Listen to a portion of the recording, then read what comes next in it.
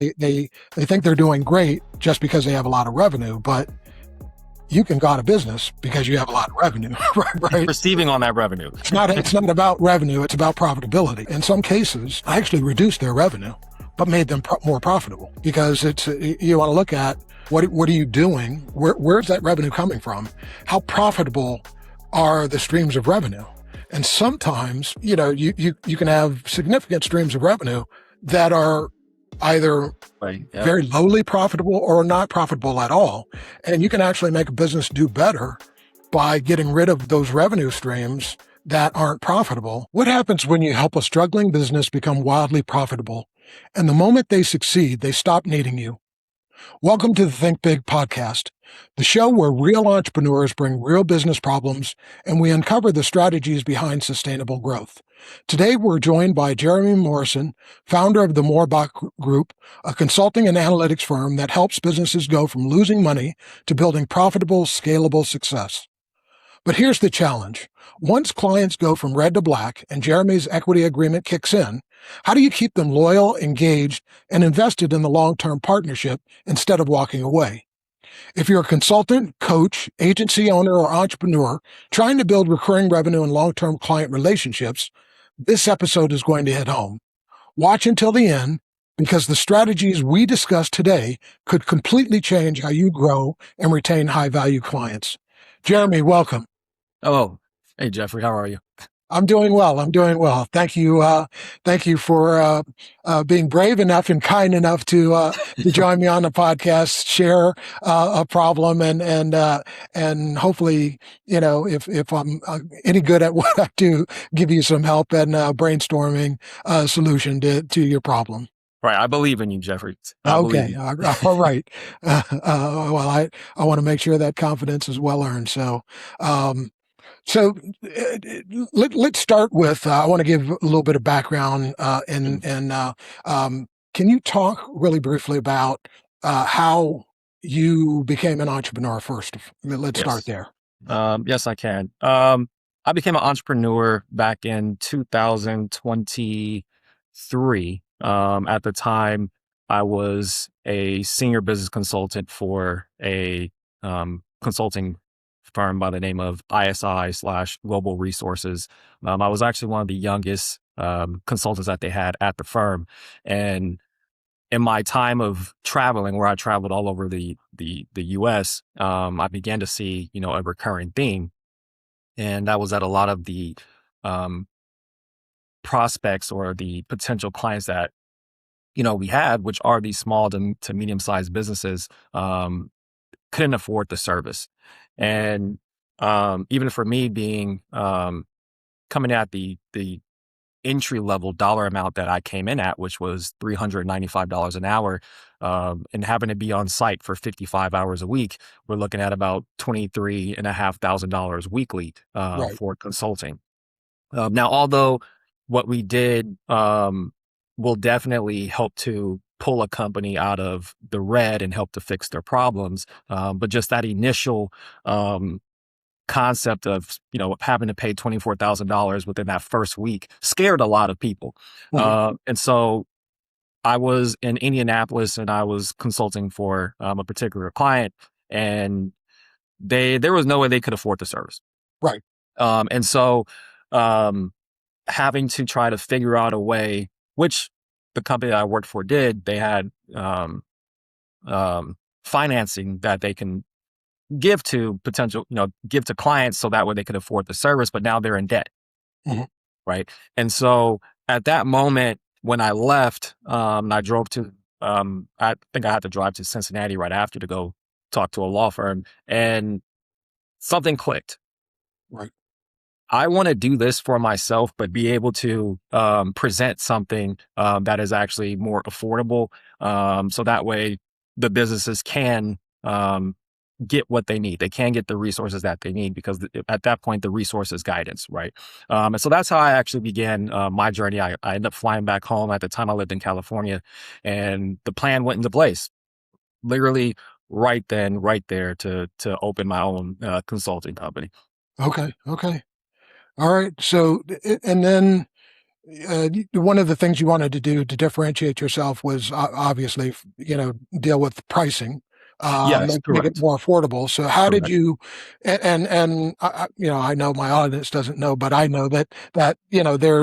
there's a hourly base fee, I guess, during the course of the engagement, but on the back end, there's an equity piece.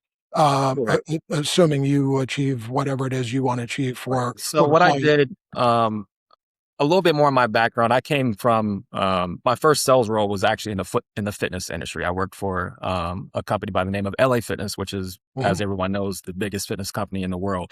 Yep. And I became a personal training manager, and I liked a model that LA Fitness had, where they broke down on the personal training side everything monthly. Mhm. So yes, you may end up spending $4,000 out of the year, right? But then that's actually about $320 a month, right? They broke it down to make it affordable. And so what I did was they had a 12-month model, they had a 6-month model, they had a 3-month model, and then they just had a a la carte model. And Mhm. so what I did was when I created my pay structure, I took that concept, right? Yeah. Because I also wanted to be able to prescribe potential clients exactly what they needed. Is Mhm. that as I'm going through a diagnosis with someone and we're figuring out what's going on, hey, this is how long it's actually going to take for us to go from here to here, which was a concept that I learned in personal training. And I Right. applied it, in the business world as a consultant. So I had multiple tiers, right? I had a 12-month contract, a 6-month contract, I had all these 3-month contracts, but I also still wanted to make sure that I can give people what they needed as well. Yes, those were more of my flagships. But what I did differently was um, if someone was drastically in the red and going backwards, I negotiated for a small retainer, Yeah. then came back around on the opposite side for a little bit of equity in the business. Although I had multiple ways to acquire revenue, but the one that I seen that would resonate the most was the small retainer with the equity percentage on the back end. Yeah. Yeah. Well, before we get into the problem, I will say, and hopefully this will make you feel good going into discussing a problem. But one of the things you're doing correctly is, if you want to be successful as an entrepreneur, one easy thing to do, other than surrounding yourself with successful Right. entrepreneurs, is actually looking at successful entrepreneurial business models, Mm, right, and then patterning what you do after those successful models, right. mm, So the fact that you looked at LA Fitness, obviously they're incredibly successful doing what they do. They've got a compensation model that's structured in a way that obviously has made them profitable, right. right? So to model after that is an incredibly intelligent thing to do. So I'm glad Thank you. Thank you you. did that. Let's kind of go back though. Um, I always want to the probability that you're gonna succeed is directly correlated to how much you love what you do, right? So it's really important that entrepreneurs determine what they're passionate about and Right. then build businesses built around their passion that allow them to work in their passion 24/7, Right. 365. So I, most of us, I don't think, wake up, or start our lives thinking we're going to work in the consulting field. I worked for Deloitte Consulting, after getting my MBA. I will say early in my career, because I worked for 11 years before I went back to get an MBA. And I remember when I was at AT&T, my second job out of college, and I was in sales, AT&T had hired, I won't name the firm, but it's one of the largest consulting firms in the Mm, world, to help our sales force try to be more effective. okay. And I remember working with consultants from this firm who weren't much older than me, who I thought were complete idiots because what they were recommending, I knew wouldn't work Whatever. in real life, right? Right. So they had never sold before. It was apparent they had never sold before, and they were giving me textbook explanations as to Mm, suggestions on what to do, and I'm like that practically can't be applied. right. It won't be accepted in the real world. So I just ignored them and just I had a very negative attitude about the management consulting field at that point in my life. And I basically told myself, I'll never work for a consulting firm because I just think they're all idiots, based on this one experience. And then I realized, you get a lot of wisdom with age. I said, one thing you don't want to do is you never tell yourself you're not going to Not do going to do something so. because God will make sure that you do it, Right. So, and lo and behold, I ended up working for a major consulting firm after getting my MBA. So, but the question I have is, what led you to consulting? Mhm. The first time, and I don't know whether you've worked for multiple consulting firms or this was the only consulting firm you worked for, but what led you to consulting in general? So I never wanted to be a consultant. I didn't even know that was a thing, right? Yeah. My dad was a banker. I grew up with a father who was a banker. And I always seen myself either playing in the NBA, right? I'm 6'3". I was a really good basketball player. Or I see myself being some sort of regional VP somewhere, right? Like my dad, right? Because my Yeah. dad would end up becoming a VP of a credit union. And so at the time, again, I was in the fitness industry. I was actually, I worked my way up to becoming a district manager. And I was living in Las Vegas at the time and COVID hit. Mm. And a lot of district managers lost their jobs, right? The role really did become obsolete. I remember when I got let go, I kind of said, I get it. I understand business, right? And Yeah. so I didn't want to, once things began to open up again, I didn't want to go back into the field. Mm. And so I started to do some different things. My first consulting job was I was consulting for I don't think I should possibly say the boxer's name, but this boxer has a gym and they're now all over the country.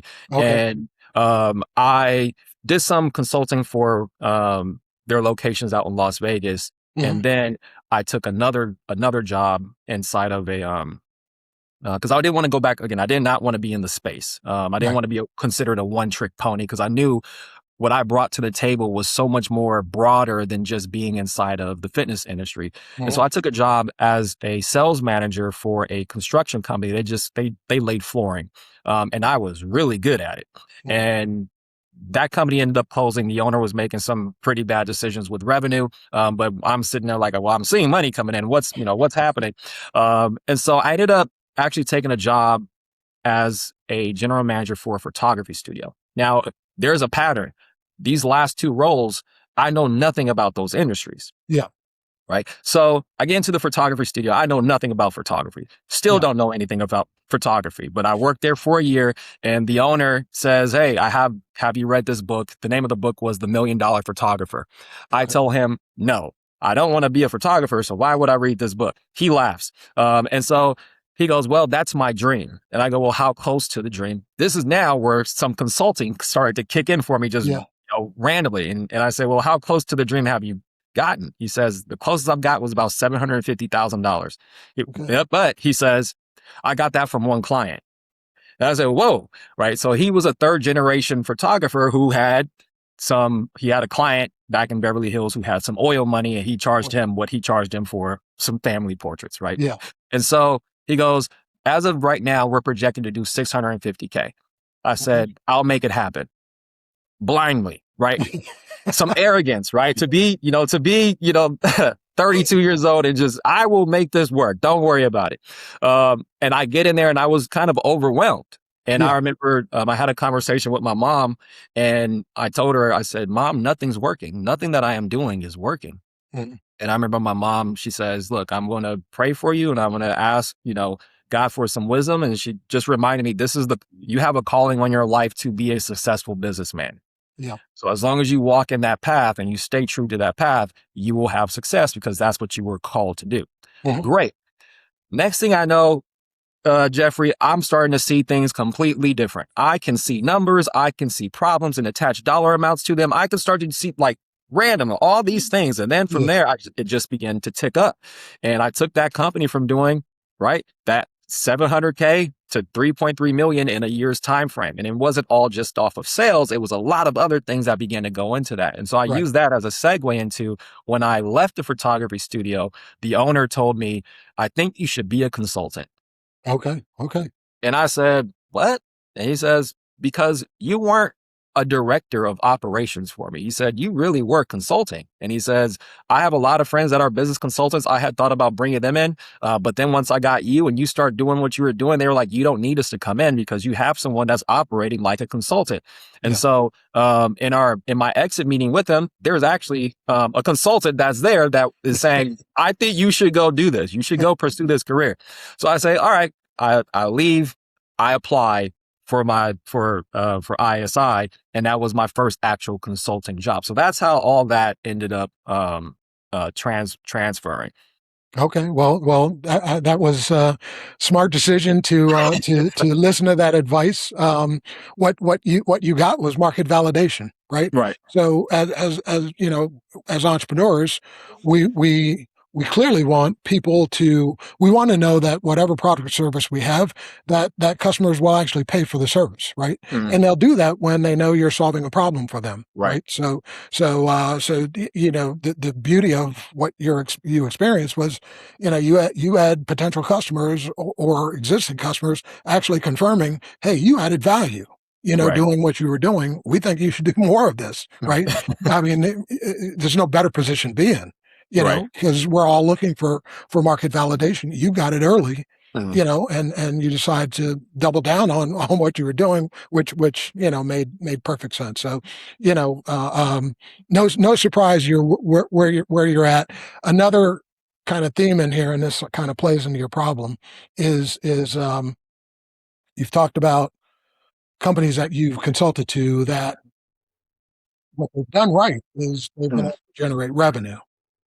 But what you know where you see a lot of entrepreneurs fail Right. is they can't differentiate revenue and profitability, right? Mhm. Oh, for So sure. they think they're doing great just because they have a lot of revenue, but Mhm. you can go out of business because you have a lot of revenue, right? Right? You know, Right. Are it's you receiving on that revenue? Right. yeah, it's not about revenue, it's about profitability. Mhm. And so you can actually, in one way, I mean, when I was at Deloitte Consulting, I was a turnaround management consulting. So I was going into crisis situations up front and then helping, you know, extract them from crisis.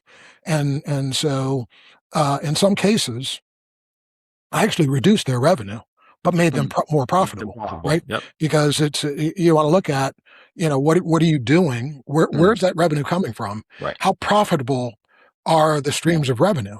And sometimes, you know, you can have significant streams of revenue that are, you know, either you Eating know away. Yep. very lowly profitable or not profitable at all, Mhm. and you can actually make a business do better by getting rid of those, you know, those revenue streams that aren't profitable. Right. It's Now funny you've got that a you business that has less revenue, Mhm. but has much higher profitability, Yeah, it's right? funny that you mentioned that because you know one thing that I've seen a lot is um, we just need to sell more. Like, Yeah, no, we don't. We don't need to sell more, right? yeah, That's a problem, right? yeah, The problem is somewhere else. We just need to focus on actually fixing yeah, what that real issue is because you can be comfortable at $500,000, but once you if you think that you need to sell, you know, 7 more units every single month, but you're not profitable, now that problem just got even bigger. yeah, yeah. Well, I mean, so let's dive into the problem. So you've got this structure where you know clients are paying you whatever they're paying you Mhm. while you're on an engagement, right? And Right. you're helping them, you know, go from being in the red to being in the black. And but once they become profitable, you know, as you said, you know, Mhm. from their perspective, they see less value in what you're doing for Right. them. And it's because in their minds, oh well, now that we're making money, I don't need Jeremy's help. I know what to do now, which Mhm. yeah, You if that never were the done. case, then You you would've would have needed me never the needed first time. Jeremy in the first place. Right. You have been doing this all along. Mm. So you absolutely need Jeremy to continue doing what he's doing, you know, but the way you're agreement is structured Yeah. from a payment standpoint to you, um, you're getting paid something as the engagement's going along. But then once you get them to the point where you've gotten them profitable, that's when an equity piece kicks in. Correct. And that's when customers, are saying, because of their arrogance and thinking that, oh, I don't need your help anymore. I'm Right. profitable now. I can do this on my own. Let me get rid of Jeremy so that I don't have to give him an equity stake in my business, and we'll be okay from this point on. And I can venture to guess what's happened in a lot of cases with clients, Mm. because normally what normally happens, they revert back to their old behavior, Old ways. Yep. and the company becomes unprofitable again, and now they've got to call you back, right? Right.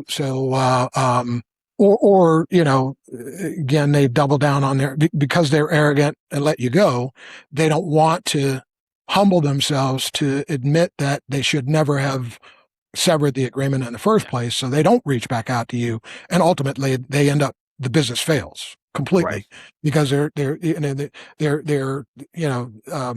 don't want to admit failure, and so they don't come back to you at all because they don't want to feel like, hey, they don't want to hear "I told you so." Not that you would say that, but that's kind of what's happening. So can you talk about the compensation structure? I don't need numbers per se, Mm. but just talk about how your agreements, how you structure it with clients, and then talk about the problem of, hey, once we get to this point, clients are jettisoning it away from my services, and what you're hearing from them as to why they're doing that. Yeah. So like I mentioned earlier, Jeffrey, I have, four different options. Mhm, The option I would prefer, of course, is a 12-month option, but that's only if it's actually needed, right?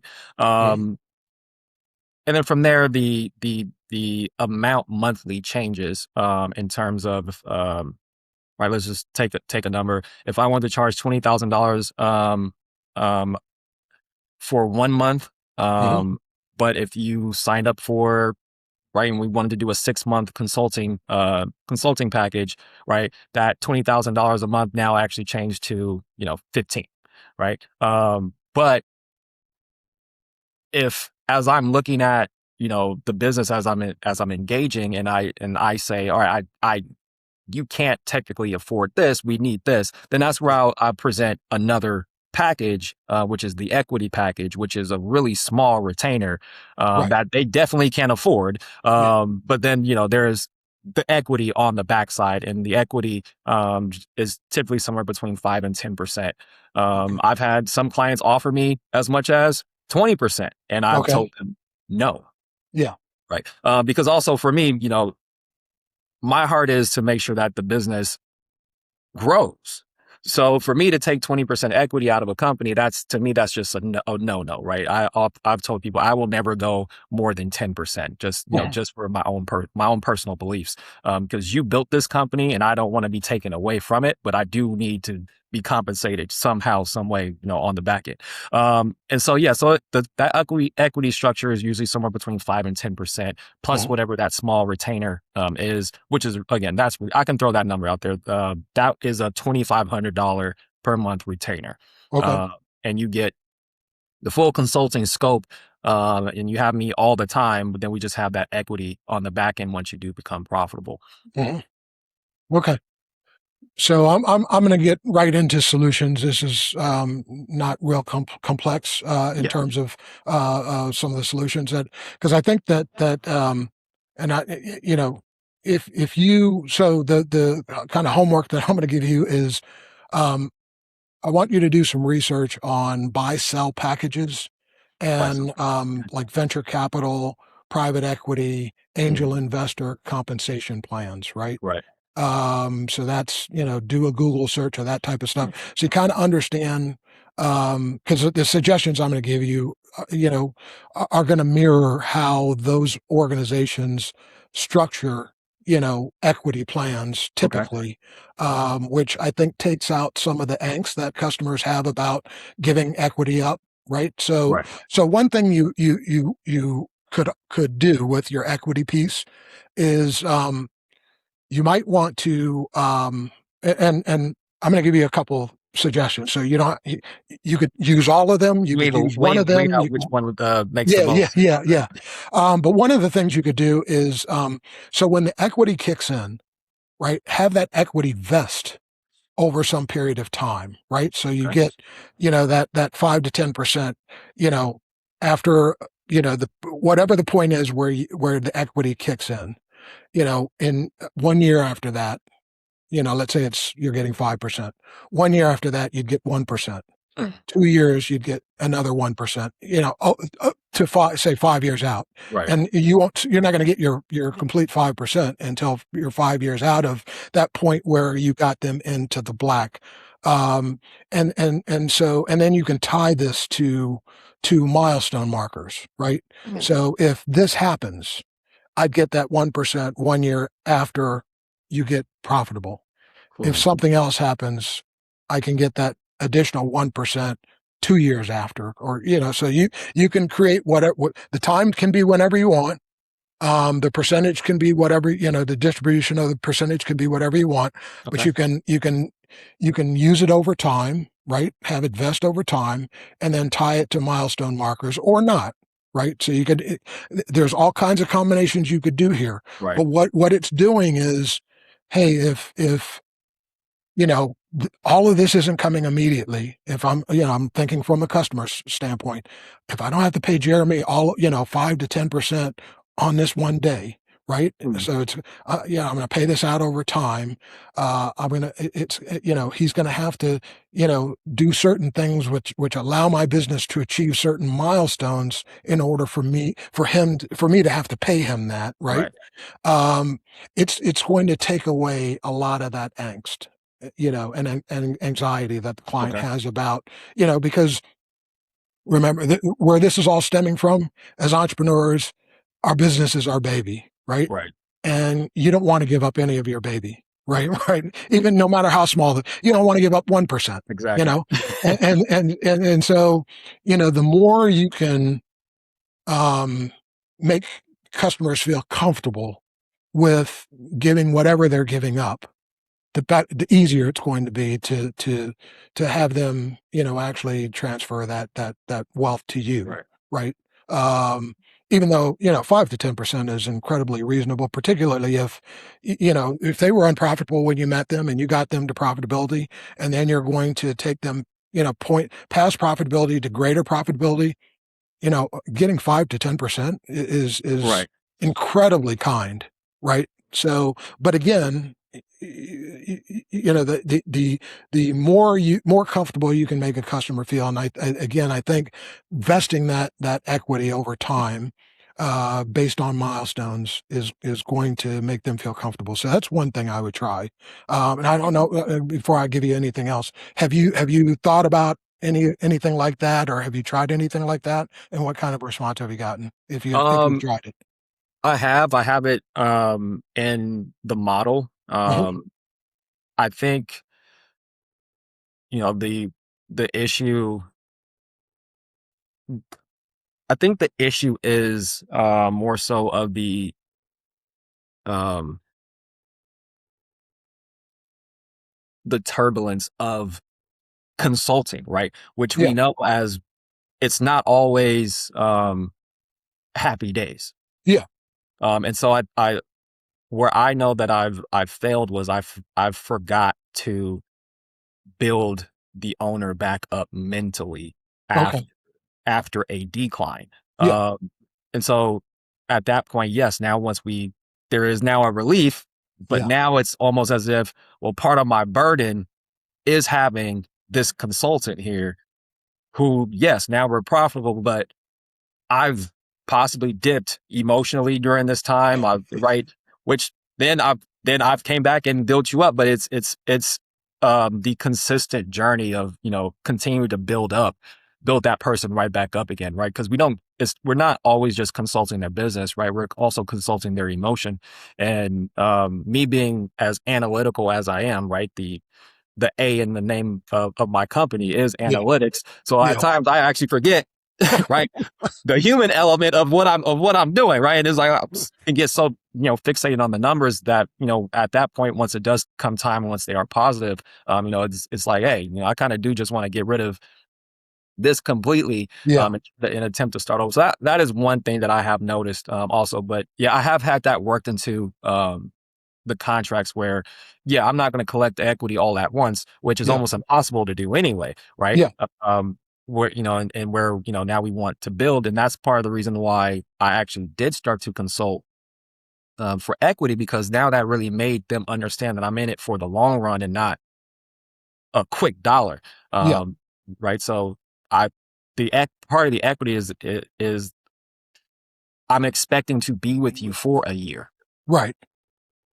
Yeah. And but here's the thing, and that all makes sense, but that's your thinking, right? Right. Your client's thinking Right. something Right. completely different. Yeah, Right. yeah, they're thinking something completely different. It's like I'm giving you a piece of my baby, Right. and so yeah, you might be with me for the long term, but I'm giving up a piece of my baby, so Yep. I've got an Yep. emotional connection to my business that overrides this logic that you're giving me Mhm. about you wanting to help me and having stake in the game, right? Right. So yeah, we've got to, and I mean, consulting's incredibly stressful. It's you've weathered the stress really well so far, because We're unlike 4 me, years you have a in, full right? head of hair still. So I, so I but whew, right.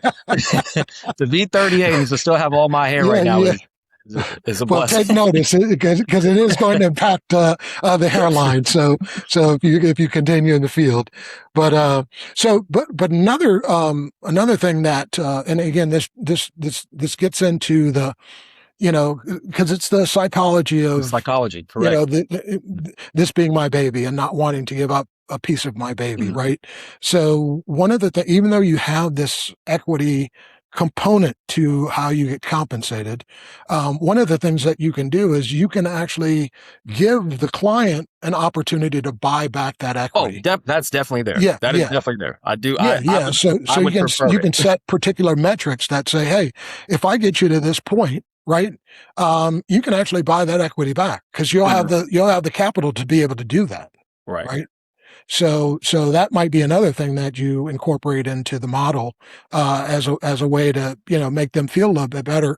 What you're more than likely going to experience is that as you're in it for the long run. You're helping them grow their business as the business, and because your compensation plan is tied to you growing their business, as their business starts, continues to grow, they're going to have less desire to have you go away, right? Right. Right. And so they're more than likely never going to exercise, buying the equity back once the equity kicks in, because their focus is not going to be on the equity. And this is what you want to do. You want to Exactly. shift their focus from the equity to the work that you're doing and the impact your work is having on Mhm. their business, right? Right.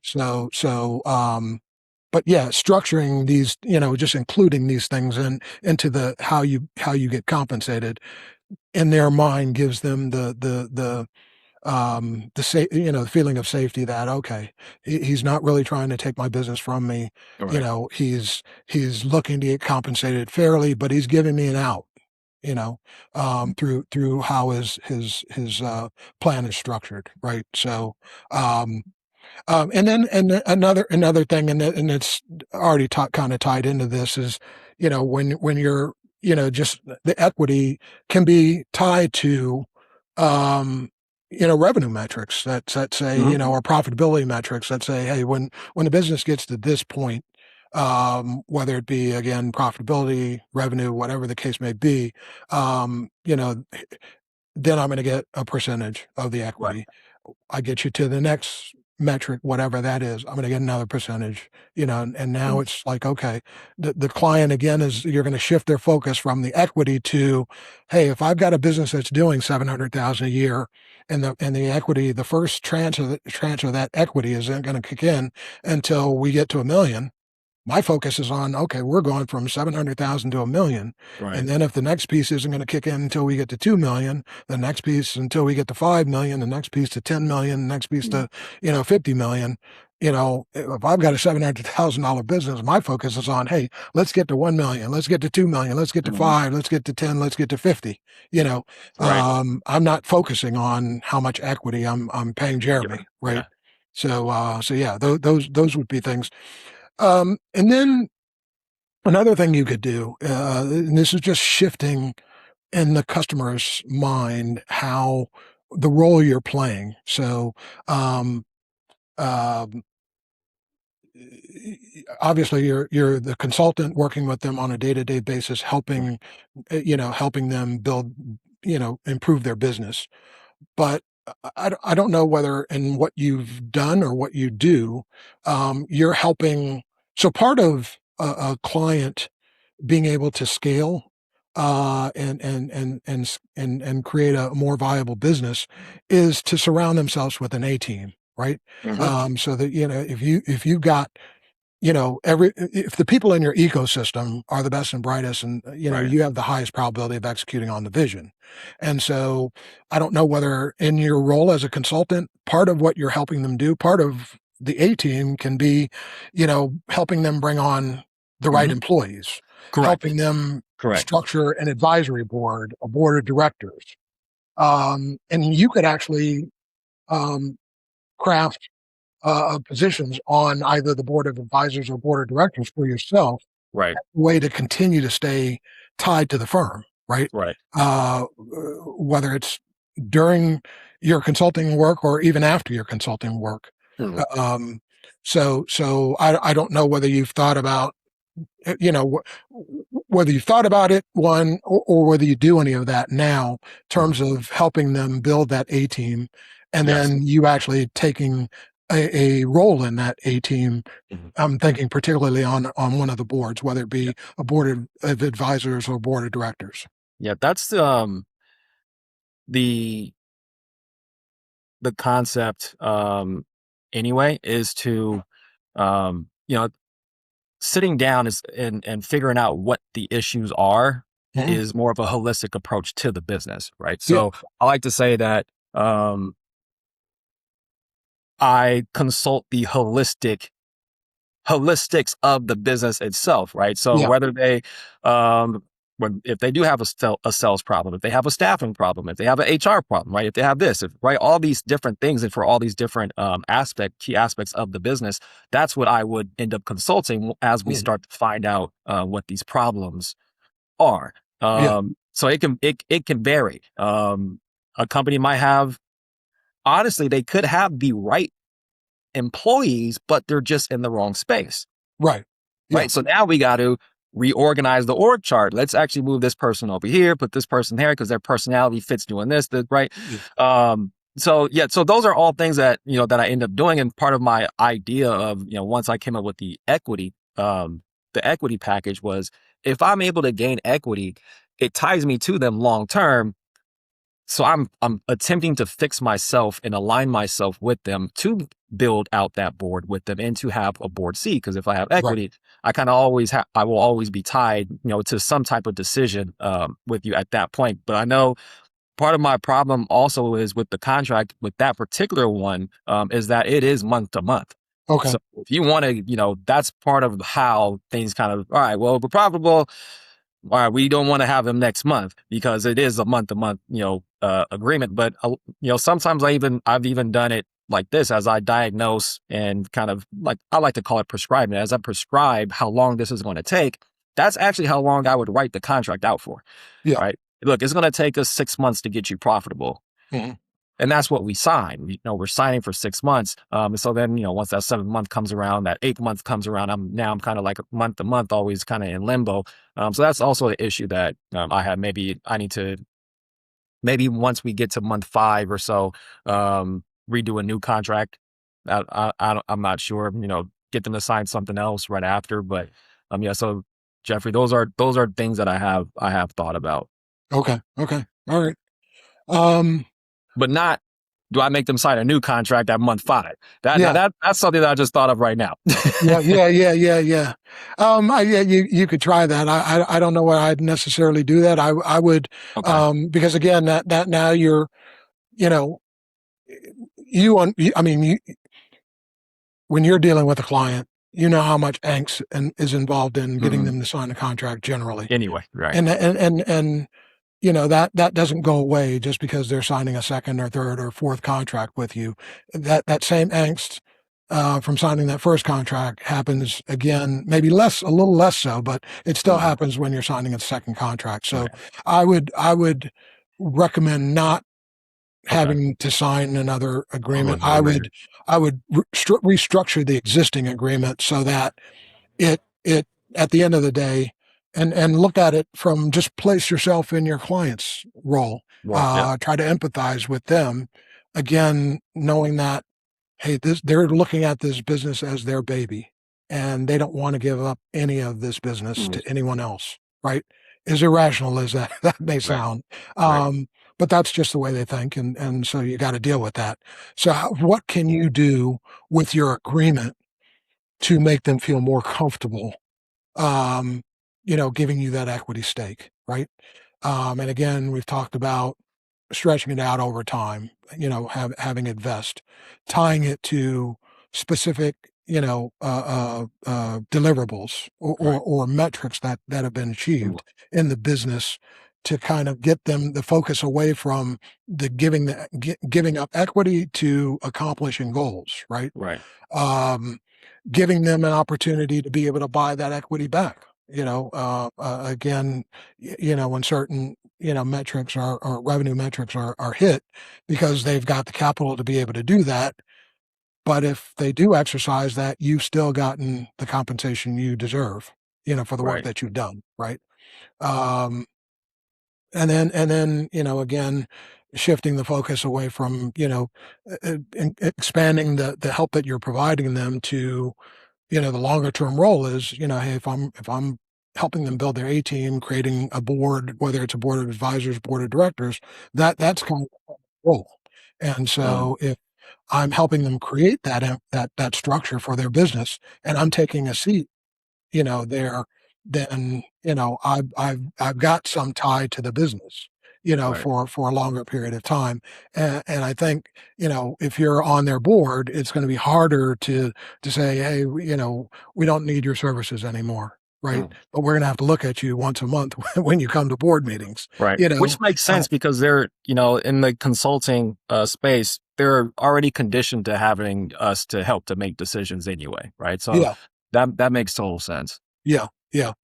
And to the point you were making about the team, again, it absolutely is about getting the right people on the bus, but it's also Mhm. about getting them in the right seat on the bus. Yep. Once you've gotten them on the bus, right? So you've got to do both, because otherwise, it's good to have great people, but if you have great people with no direction, Mhm. all you've got is chaos. So, Yes. so yeah, you got to absolutely get people in the right seat. So, as it relates to this, I really don't. I want to. I'm enjoying talking to you, but I actually want. I think there's something we can do in terms of educating people about the consulting process. So Mhm. I'd actually like to ask you some questions Yes, about sir. your consulting process, working with clients, Mm. and shift away from your business Okay. if you're okay with Yes, me sir. doing That's that. fine. Okay. That's fine. So when you're working with clients, talk about, I mentioned earlier that, I haven't seen a successful entrepreneurial business where the entrepreneur isn't passionate about they don't love what they're doing, right? Mhm. Um, and so, it's I'm not saying that can never happen, but you have a much higher probability of success when you love what you do, right? Right. And you build a business around that. So, as consultants, obviously we see clients who do well, we see clients who struggle all the time. They're typically struggling with something. That's why they're bringing us in as consultants. Mhm. But when you're brought into a client, how typical is it to see that part of why they're struggling is they don't love what they're doing? Um, I would say pretty often. The love of that's how they typically got started anyway, right? Mhm. That love has started to fade because now the passion has gone because now it's a job, Yeah. right? So I definitely have seen that a whole lot. Okay. Okay. And then, so, once we get past that, business is built around passion. I think Mhm. that's kind of your foundation, right? Right. For success. But then there are a couple of things that you can do, which every successful business does, right? So one, um, they do what's counterintuitive, right? So instead of trying to be everything to everybody, they laser focus Mhm. on basically a very narrow niche that Mhm. they can serve.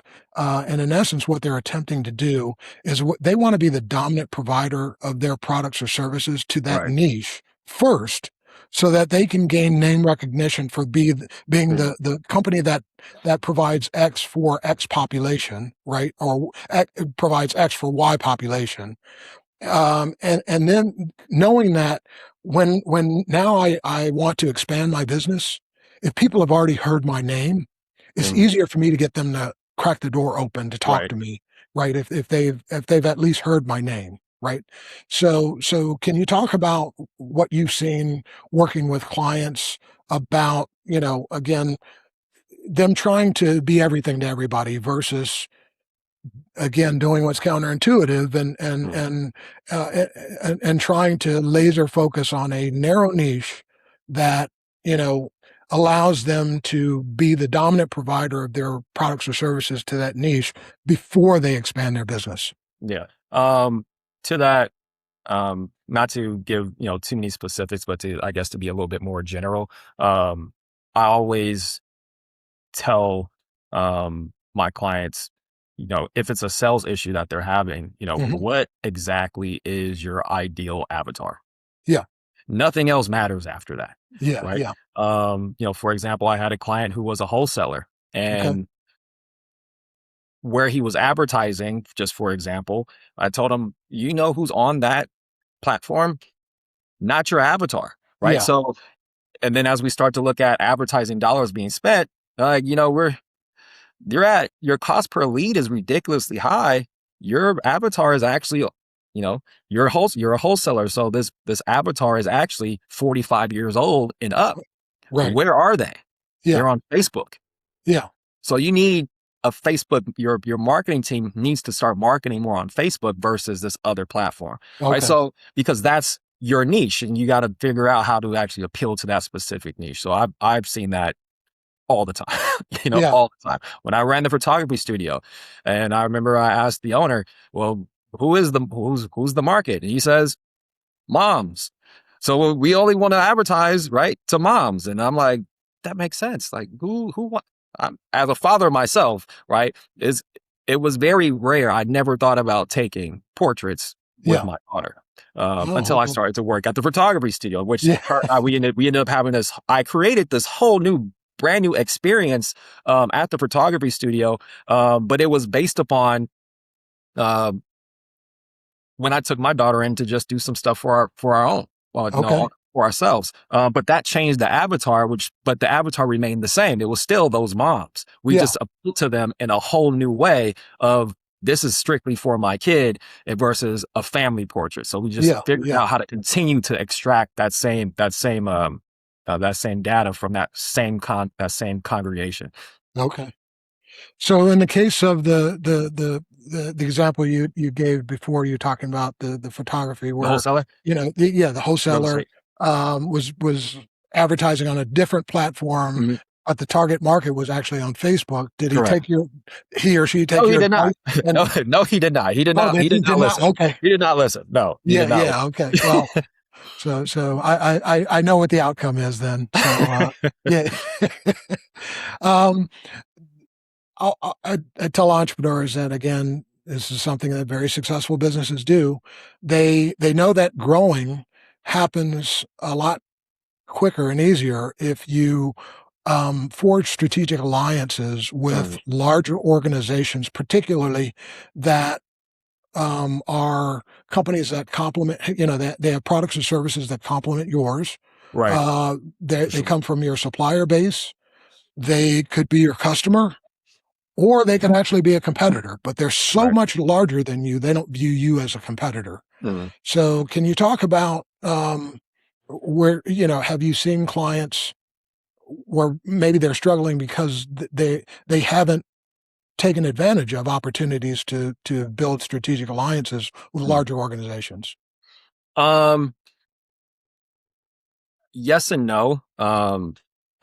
I have also seen it on the opposite side as well, Hmm. where the smaller business is trying too hard to model themselves off of the bigger one. Okay. And, to that point, I yes, you want to model yourself after what's successful. But if you don't have the capabilities to do the things that they do, because there's some things that fall through the crack on those larger businesses, and you need to focus on every detail at this point in time to then build you to that point. But Right. yes, and then at that point, as you're growing, then you could start to really begin to model yourselves off of them. But they started out doing what you did first. Yeah. Yeah. Right. And then they begin to grow. So I've seen it go both ways. But that is more so, the most prevalent example, because I think one thing I see a lot of, especially for, younger entrepreneurs, they're always chasing after what, this guru says. Yeah. Yeah. Right. And, and it's not the fact that the guru is telling them wrong, but they're just taking it out of context. Hmm. Hmm. Right, because the guru a lot of times is speaking from, a place of, "Yes, I've been there, but I'm so far removed from those issues that I'm not it's not necessarily resonating enough because 'cause I'm Yeah. not in, as, someone my age will say, I'm not necessarily in those trenches with you as of right now, and the angle of the trench is it's still a trench, but the angle might have changed." Yeah. Yeah. Right? So them just not being in there with you. So I always say, it's best to, partner with someone that's like the same size. They don't necessarily have to be in the same city, the same zip code, but find another organization, like yours. Um, because, being a business owner, it is a select group of Hmm. business owners. And as a business owner myself, as a business consultant, I want to see another consultant win also. Right. I would rather them talk to someone that same size, possibly has been in business a little bit longer than them. Hmm. Right. I could still, give them some viable, wisdom. But I don't necessarily like to, have them to chase after, right. The big box, Yeah. for those reasons. Yeah. Yeah. So, um, when I was so part of it is looking at a large organization to model Mhm. after them. So that's part of it. That's wasn't actually what I was referring to Okay. specifically. So and I'll give you an example. So my last company, I sold it 13 years ago, was a private cloud computing information technology support service company. Right. Right. So um, right out of the gate, because I had data centers and I was buying servers for my data centers from Dell Computer. So I reached out to Dell to partner on from a marketing perspective, marketing and sales perspective, because I could go after much bigger clients for Mhm. business Right. having a company like Dell as a partner than I could on my Correct. own, right? Right. So the dynamic that I wanted to make happen was I knew that, because I had worked in corporate America, that a large company is boggled down with a lot of bureaucracy because of their size, right? But they had started out as a small company, so they appreciate the journey that we're going through as small businesses because they went through it as well, right? But Right. now they're at a point where they're successful, but there's tons of bureaucracy, and so their ability to get things done efficiently is not great because when they see an opportunity, you've got to get 10 levels of management approval to be able to do Right. anything. Yep. You know, 100%. whereas what they appreciate about the small business is you're nimble. right? You don't have Mm. to ask anyone permission to do anything. So it actually creates this beautiful dynamic and perfect dynamic in that a small business can leverage the significant marketing dollars a larger business has. They can find opportunities, right? They can feed those opportunities to their small Small business business. partner. You'll close the opportunity. You may actually end up doing a significant part of the work, and then you'll find a way to equitably split revenues on the opportunity. And what happened in the case of, so with Dell, we ended up securing a contract in our first year with the fifth largest school district in the country, right? Uh, I couldn't service them by myself. I didn't have but Dell could. nowhere near enough employees. But what I was able to do was go to Dell and say, hey, we have this opportunity to do this particular project on this contract. I can't do it because I only have X amount of staff. Can I borrow some of your people, white label them as my employees, do the work, Yeah. right? And we basically get the contract done. And they were more than willing to do that, right? Right. And so what I did as a business owner was I said, okay, well, every time I have a project on this with this client, working with Dell, I'm going to reinvest a disproportionate percentage of the revenue I keep back into my business so that Right. I can, hire quicker than I normally Higher. would. And so you go from project one, where I might need 100 Dell staff, to project two, that maybe I only now need 75 Dell staff, to project three. Now I may only need 50 Dell staff, 25 on the next one, to a point where, I don't need any Dell staff going forward. And so now the relationship with Dell changes dramatically when I start to have that type of leverage, right? Mm. And don't need their people. So that's more of what I Okay. was No, talking about. I get it.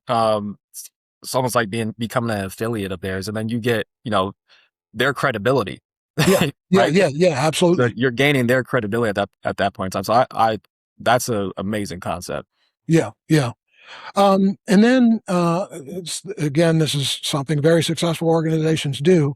They realize that the um, the best sales force money can't buy are happy customers, Yep. right? So Yep. it's identifying happy customers and then leveraging them, giving them the tools, the marketing, branding Mm. tools that your organization produces, whatever they need to be able to advocate on your behalf. Because when they're talking to people, it's a peer to peer conversation. Right. When you're talking to people, or not you, but your customer talking to a prospective customer, the prospective customer, it doesn't matter whether it's the CEO of the organization or whatever their role is, Mm. they're perceived initially as a salesperson, and we don't Yeah. trust salespeople, right? Right. So now you've got to overcome this obstacle of, hey, I don't trust this person because they're a salesperson. I don't care whether they're CEO, the COO, the CFO, whatever their role is. I don't care. They're a salesperson. Mm. They're trying to sell me on their business. Right. I don't know why. I don't know whether I necessarily need something that they're trying to market to me, and so I'm basically going to put a barrier up in this conversation. Whereas if I'm approached by one of their customers, that's me having a conversation with a peer. I don't put that barrier up, so it's a Makes lot of sense. I'm going to open my door. I'm going to listen. I'm going to ask all the questions that I would want to ask the company to get the real answers from someone that's already doing business with them. And if I hear what I want to hear, then I'll approach them. Right. So, talk to interacting with customers and part of them struggling, maybe that they're not leveraging happy customers to market on their behalf. Do you see any Right. of that? Um, yes, definitely. Whenever I actually do first start an engagement, for sure. Yeah. I having my start in the fitness industry, one thing that LA Fitness did really, really well is, they have no marketing, Okay. right? How are they the biggest, right, fitness corporation in the world is, the staff. The staff normally is the one that's doing all the guerrilla marketing. But that referral program, Yeah. Yeah. right? Is that customer happy? Are they happy enough to then say, hey, I did this to a peer, and now the peer wants to come in, and join also. So yes, I have. That's something that normally whenever I come in, I always ask, what does that referral program look like? How are you tracking this? Are you tracking it? Yeah. And then are you capitalizing on it? Yeah. Yeah. Another thing that successful organizations do is so there are metrics that you can track to see how your company is doing, Mm, obviously, with consulting and you right. particularly getting people from red to black. There's okay, well, yeah, you may be doing well on a revenue perspective, but you might not be doing well from profitability perspective. Mm, So part of that is understanding that the normal metrics that businesses track, they're tracking because their accountants, bookkeepers are asking them to do it, and it's tied to, I've got to pay taxes, so right. I've got to produce Yep. income statements, balance Mhm. sheets, cash flow statements. But what I'm monitoring are lagging metrics that it's telling me activity that's already happened that I can impact. If I don't like the numbers, we're in May, so if I get a profit and loss statement from April, ending April 30th. And I don't like the numbers. I wanted to do a million last month. I ended up doing 750,000. Okay. I didn't hit my number. As a consultant, if you ask the customer, okay, well, what did you do wrong and how do we correct that? They're not going to know how to answer. Right. Right. Whereas if they focus on leading metrics, the Mm, activities that lead to sales versus the lagging metric of the sale itself, mm, now they have a way to ensure that on a routine basis, they either meet or exceed their revenue goals, whatever those goals right. are, right? So do you see, can you talk about what you've seen from a client perspective, working with clients where, they're focused on the lagging metrics, they're not looking at the leading metrics, and so when if they're struggling, and not profitable, whatever the case may be, part of why they may be struggling is they actually don't know how to solve the problem because Right. they're so Correct. focused Correct. on the lagging metric of what happened. They don't know what they did wrong, right? Mm. Correct. One of my favorite examples, and favorite times, ironically, I was sent to North Dakota of all places. And it's In the blistering, winter. blistering cold. This is the coldest I have ever been in my life. And so, um, the company, they were profitable. Okay. They were doing great. Right. But as I sit down with the owner, he's like, I don't know what's wrong. We were supposed to have I was supposed to net $500,000 last year, but Yeah. I only netted 420K. There's a problem. Okay. And Yeah. I'm like, oh, wow. Okay. So I'm blah, blah, blah, figuring out, I'm taking a tour. I'm looking at inventory, blah, blah, blah, blah, blah. We get all their numbers and I come back and I look at everything and, oh, right now I know what the total potential loss amount was, Yeah. just off of, the numbers, right? And so I come in and I sit down with them. Now I already know what the issue is, or what part of the problem was, and so I go, let's take a look at this category right here. Can you tell me what's Mm. going on with that? As of right now, you're close to 10% over, and me being me, I asked it in a way that was non-threatening. Uh, Yeah. that's 10% isn't bad, right? And Yeah. he's like, no. I'm like, you're close, you're just not all the way there yet. And I go, and I'm not going to tell you to cut back 10% because that's unrealistic. Yeah. But what does 5% look like? And he goes, I make him do the math, do the Yeah. number. Yeah. So he does the number. And so it was his cost of goods, which was his issue. Okay. Okay. But now there's a specific portion that goes into cost of goods. Yeah. And so as we're doing this math, and I go, so who's ordering your inventory? Yeah. And he says, my sales team. I go, why? Why don't you have a purchaser? Yeah. Solves the problem. But Yeah. Yeah. he just seen the number, but didn't know where to look, right? Right. And Right. so the problem in the number really was about $280,000 worth of a problem. Okay. Okay. He was short on his net goal, Yeah. 80K. Yeah. So now Yeah. fixing that problem now makes him even more profitable Yeah. by actually hiring in a purchaser. And I kind of walked him down the steps because I did not want to be in North Dakota anymore. So I need to get out of here because the snowstorm was literally, Geoffrey, literally on its way. And I was getting ready to be snowed in inside North Dakota. And so, hey, look, this is the plan. We're going to hire a purchaser.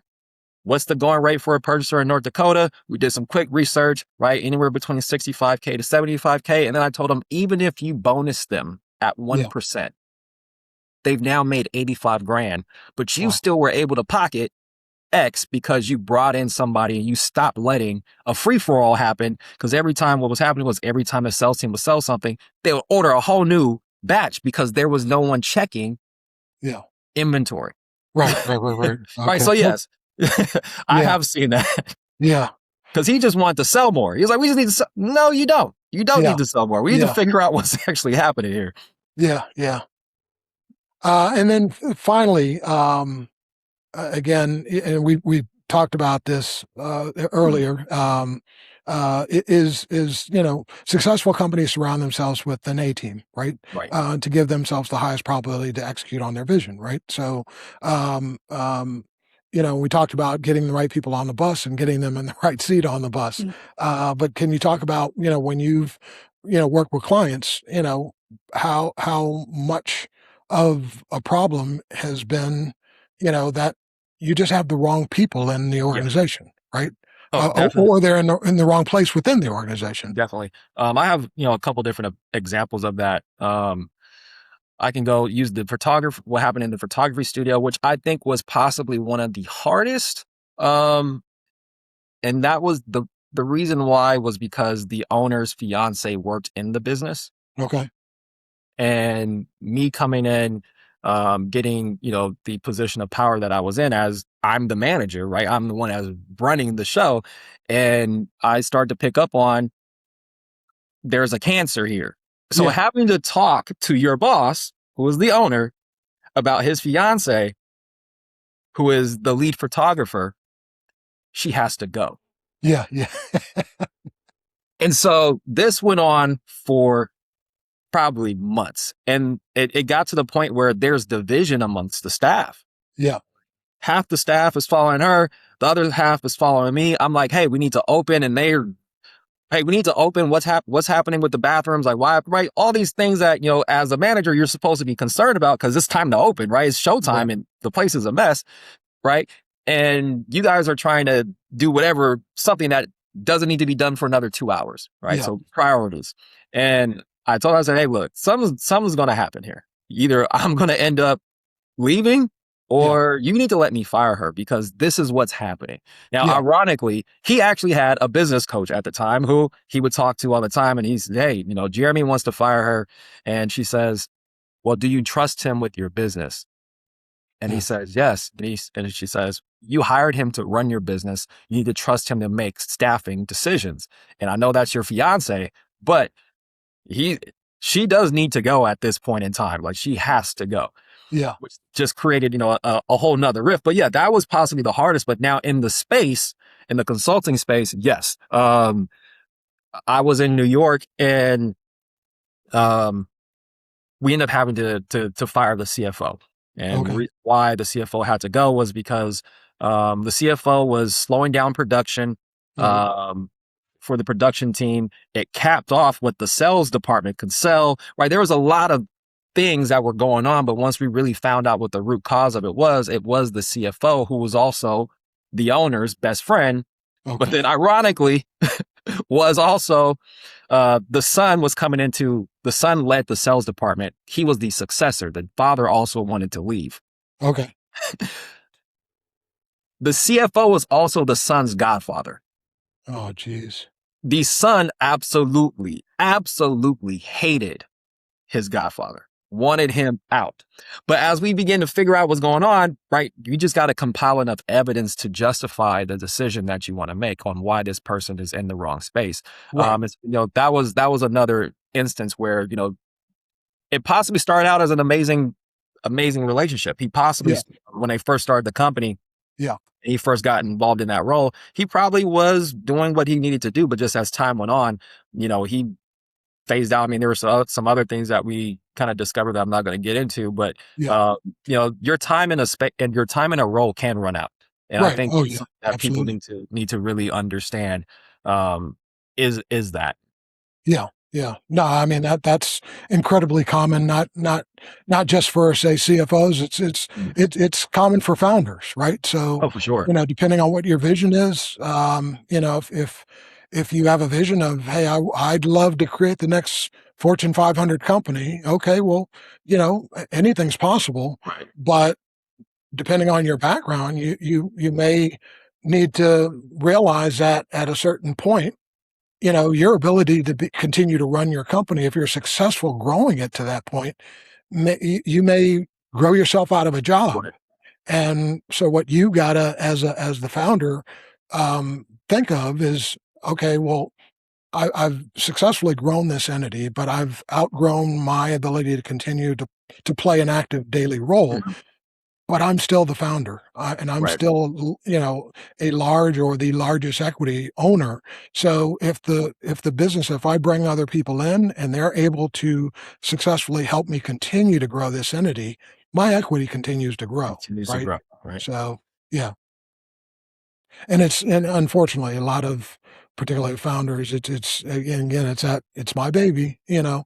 it's Don't think that way. Yep. yeah, getting themselves in that mental frame of mind where, I want to accomplish something, but it may be past my personal capabilities. I need to bring someone in whose experience has done this before so that they can do it for me. And I'm going to benefit based on what they do Benefit. because I'm the largest equity shareholder. Right. Yeah. So My piece gets smaller, but as we grow, I actually make more. yeah, yeah, Right. So exactly. Exactly. So that's a very delicate discussion to have with founders. Yeah. So, well, Jeremy, I've run out of questions for you. I've really enjoyed this conversation, and I know we pivoted towards the end, but I'm hoping that with the initial obstacle that you raised and right. wanted help brainstorming with, I've given you a few things to think about. I hope there's something that you'll take away from this conversation. Saying, hey, I think I can try to implement this in the business and see if I have a different outcome. And if that in fact is the case, I would love to have you come Mhm. back after you've tried whatever it is you want to try, Right. to just share with the audience, post this conversation what you tried, Mhm. and tell them what worked and what didn't work Okay. because. I know that there are other people that they don't have to be consultants, but Go through the same they're things. they're they have the same issues, right? Mhm. And they're looking at how do I solve this? So, here's an opportunity to hear another entrepreneur with the same problem I have and Right. actually getting an opportunity to hear what he tried and what worked and what didn't work. So if and I don't care when you come back. It could be next week. It can be a year from now. Whatever. I just whenever you're comfortable, if you're willing to come back, I'd love to Mhm. have you come back and Most share definitely. again with As the audience. enough time, I will come back when there is actually enough time to track the data. Right. Yeah, yeah, I think a lot of times with entrepreneurs and dealing with entrepreneurs is the understanding that it's not going to fix itself overnight. yeah, Right. A lot of these things are going to take. I always say, all right, if we're implementing a plan, we need to see what it looks like 3 months from now. Right. right. Even though for me, I've already been able to forecast it, but something can fall off Yeah, somewhere along the lines. Right. So, and then having, with the amount of solutions to a particular problem, you have to give yourself ample amount of time to yeah, implement each solution to actually yeah. see which one actually is going to work, right? You just can't do something and then just expect it to work. So yeah, I will come back most definitely, Geoffrey, as I can actually track what the data really looks like on what these decisions are. I appreciate that, and I also know that my audience doesn't know this, but you would actually when I always ask entrepreneurs that want to come on, it's like, okay, let tell me what problem we want to brainstorm. You'd give me four that you wanted me Right. to tackle, and I said, okay, well, I don't want to I don't want to be on a call. Not that I don't want to be on a call with you, but from a recording standpoint, I don't know whether we want to have a 4 or 5 hour call. So I was like, okay, let me. I think what we talked about today, if you get this solved, it's easier to address the other Right. things that you wanted to address. So what I would say is, when you do come back, if you want to start to tackle some of the other issues, I'm Mhm. happy to do that. Oh, most definitely. Most definitely. Yeah.